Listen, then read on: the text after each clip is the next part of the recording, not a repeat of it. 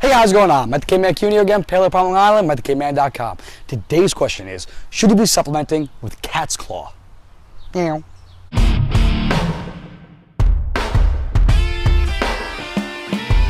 I'm the caveman. And the answer is, possibly, yeah. Now, cat's claw is a traditional Peruvian remedy that comes from a vine known as uña de gato, or literally, cat's claw. Unfortunately, because of that, there are a number of different plants that go by that name. In this case, we're talking specifically about Uncaria tomentosa. It's been traditionally used for improving the immune system and for reducing inflammation. Specifically, we're looking at osteo and rheumatoid arthritis, as well as potentially in cancer. Now, let's be very clear on this.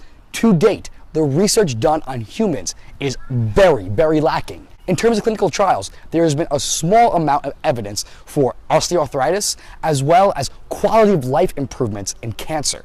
Conversely, there's also evidence to suggest that there is no benefit in improving chemotherapy-related side effects. It's when we get to the in vitro research that things start to get interesting. So far in the cell, we have seen improvements on increasing the immune system against cell lines from herpes, cancer, HIV, and AIDS, amongst other things. And those results have been very promising. But again, the clinical data backing it up is not the strongest yet. In terms of mechanisms, it's thought to help to increase the rate of phagocytosis by boosting your white blood cell count, as well as enhancing your T helper cell function.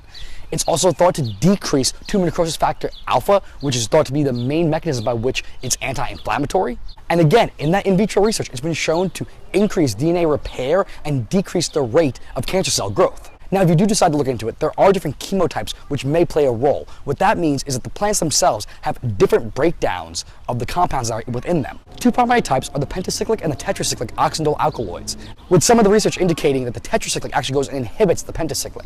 Now, there's other stuff that says that it doesn't really matter in the end, but at the end of the day, you're probably better off having ones that are standardized to higher pentacyclic counts.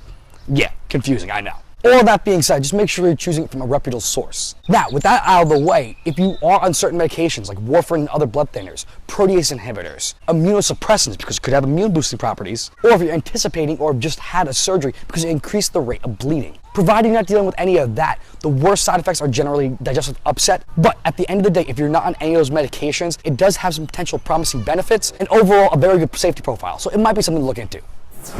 So your biggest takeaways are that yeah, you may want to look at cat's claw. It has a long history in South America of use in terms of immune boosting properties and anti-inflammatory effects.